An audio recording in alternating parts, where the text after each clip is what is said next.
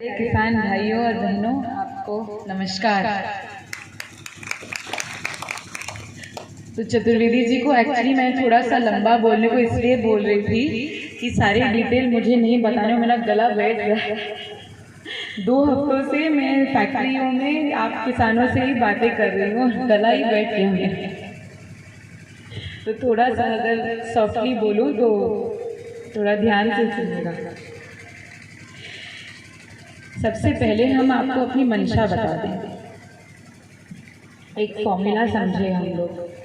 3 साढ़े 3 साल पहले मैंने कंपनी में ज्वाइन किया था और उस टाइम उसी समय एक्चुअली मुझे ये समझ में आ गई थी कि जो फैक्ट्री अच्छा करती है तो उसके किसान बड़े खुश होते हैं।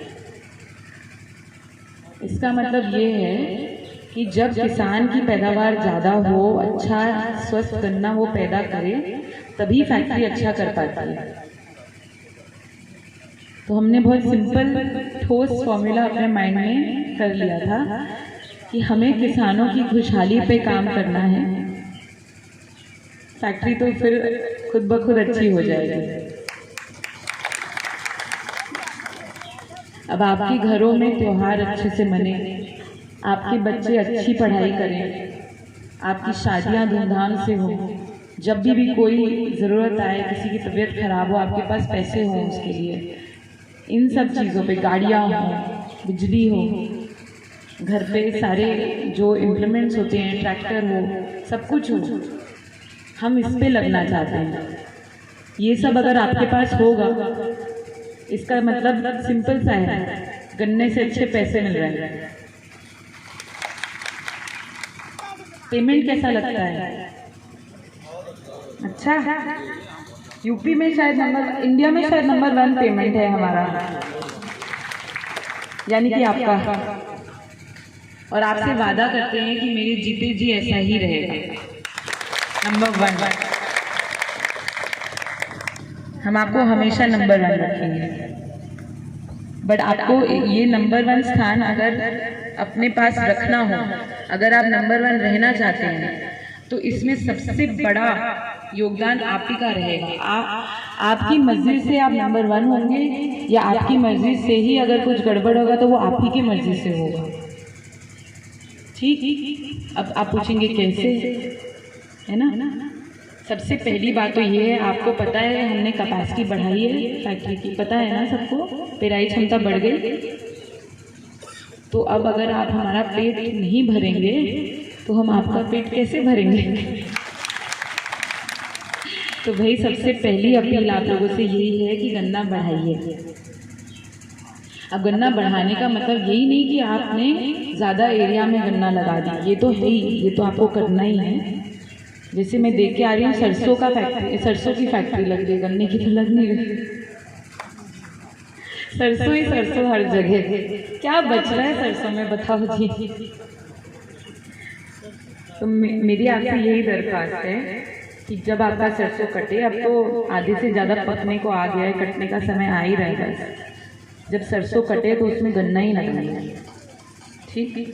अब प्लांट की ज़मीन आपके पास काफ़ी है, मतलब ऊंची, जहाँ जल भराव नहीं होता है ना, काफ़ी है। कितने 70% ऊंचे की ज़मीन है। तो इसमें आपको सरसों कटने के बाद गन्ना ही लगाना है। 70% अगर आपने यहाँ का गन्ना कर दिया तो उसकी सप्लाई में हम आपकी मदद पूरी करेंगे। ठीक?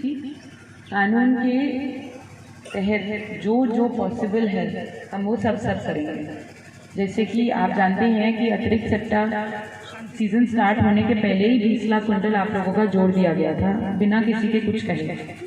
अगले साल भी हम करेंगे, और जब तक कि हमारा ये पर्ची प्रॉब्लम दूर नहीं हो, हम लोग ये सब करते रहेंगे। शायद वो अतिरिक्त सट्टे की पर्ची भी आने लग गई होगी भाई।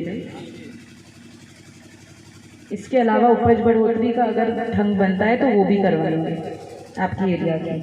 तो हमारी जो रिस्पॉन्सिबिलिटी है हम पूरा करेंगे हमेशा। ठीक, हम चाहेंगे कि सबका सप्लाई समय से हो, अच्छे से हो और आप लोग सब खुश रहें।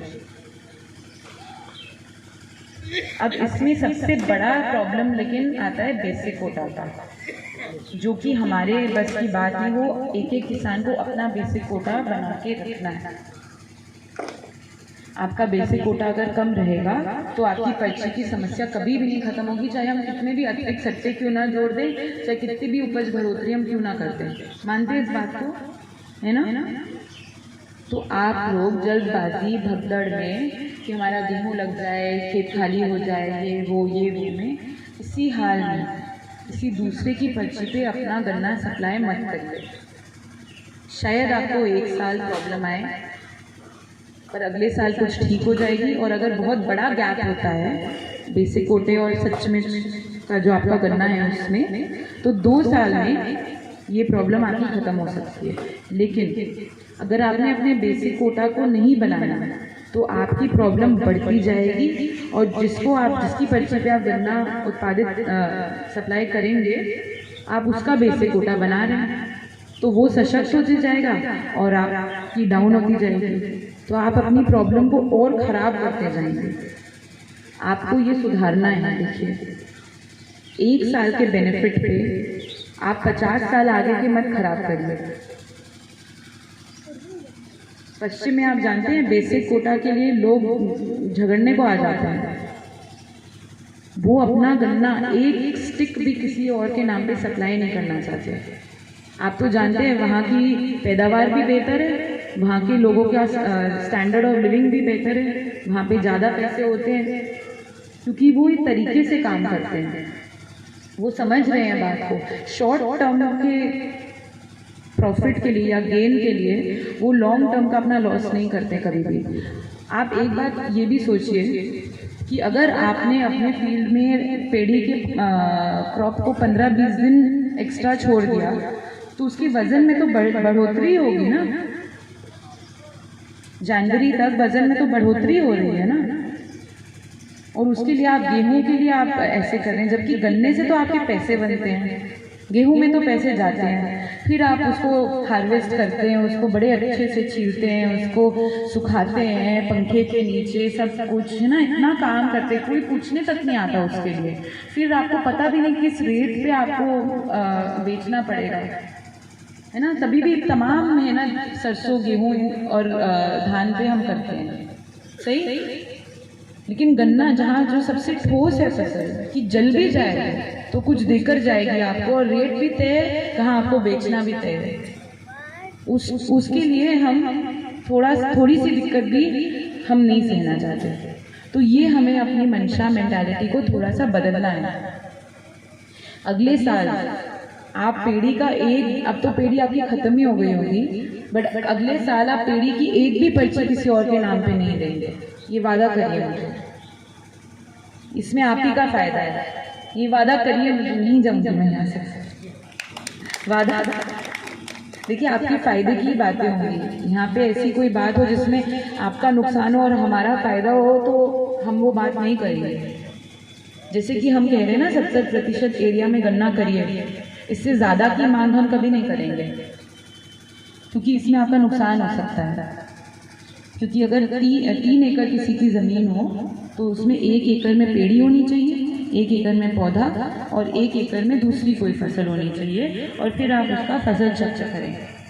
इससे आपकी उपज भी ठीक रहती है सब चीज़ों की, और आपको आपकी सॉइल को एक सांस लेने का मौका मिलता है, इससे आपका फ़ायदा होता है। तो हमारे लिए तो बहुत अच्छा है कि अगर आप 100% पे गन्ना कर दो, बट कितने साल तक कर पाओगे? नहीं ना। कभी तो फिर वो ज़मीन आपको बोलेगी भाई बस। तो ऐसी चीज़ें हम अपने प्रॉफिट के लिए आपको कभी नुकसान में नहीं जाने देंगे, ये हमारी मंशा नहीं है। हमें प्रॉफिट अगर कमाना है तो चीनी बेचकर और एथनॉल बेचकर कमाना है, और किसी चीज़ से प्रॉफिट नहीं चाहिए, ठीक। तो अब आते हैं पैदावार पे। सप्लाई की बातें हो गई, शायद अभी इसमें कुछ बोलने कहने को होगा नहीं। अच्छा हाँ, अगर किसी के अगर कोई बीज पे गन्ना देता है तो उसको सट्टा में जुड़वाने की प्रक्रिया होती है। ठीक है, बिना प्रक्रिया के कोई नहीं कर सकता है। शायद प्रक्रिया कुछ चेंज भी हुई है हमने, लेकिन अपने सारे लोगों को बोला है कि अगले सीज़न स्टार्ट होने के पहले अगर आपको लग रहा है कि आपके बीज वाला जो अमाउंट है वो आपके सट्टे में नहीं जुटता है, तो आप हमारे लोगों से संपर्क करिए। अगर कहीं कुछ हम आपको मदद कर सकते हैं तो पूरा हम हैं। मोस्टली फॉर्मेलिटी किए बगैर तो नहीं हो सकता है, बट शायद प्रोसेस चेंज हो गया, इससे आप लोग वाकिफ़ नहीं होंगे, तो वो आपको पूरी मदद करेंगे। ठीक, लेकिन आप सीज़न स्टार्ट होने के पहले कहिएगा, उसके बाद बोलने से फिर नहीं हो पाता। ठीक है, उसमें भी हम जितनी अपने हाथ में जो हो, जहाँ तक आपकी बात पहुँचानी हो वो हम पहुँचाएंगे। ठीक, हमें आपका बेसिक कोटा एकदम सॉलिड चाहिए।